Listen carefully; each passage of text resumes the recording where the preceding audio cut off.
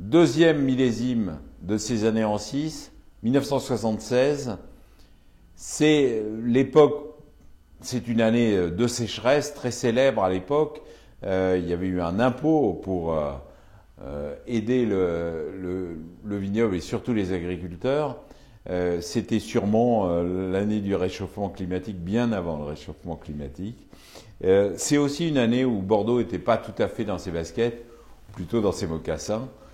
Il y avait une grande crise, les gens manquaient d'argent, le vin se vendait très mal, il y avait eu le scandale des vins frelatés, ou en tout cas des vins coupés en 1974-75, et donc on s'en relevait à peine.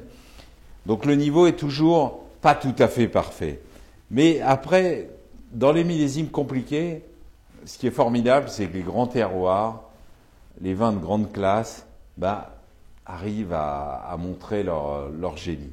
Et moi, il y a un vin qui est magnifique dans ce millésime, dans le registre du millésime, c'est Calon-Ségur. Calon-Ségur, c'est un terroir exceptionnel, qui n'a pas toujours été mené à la hauteur de son potentiel, ça a changé depuis, mais à l'époque c'était un peu le cas.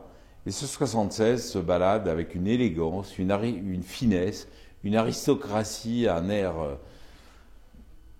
très fin, très raffiné, brillant. C'est un vrai plaisir de le boire aujourd'hui. Et il a lui aussi plus de 40 ans, il est en pleine forme. Et on découvre dans ces millésimes compliqués la race des grands terroirs. C'est le cas de Calon-Ségur.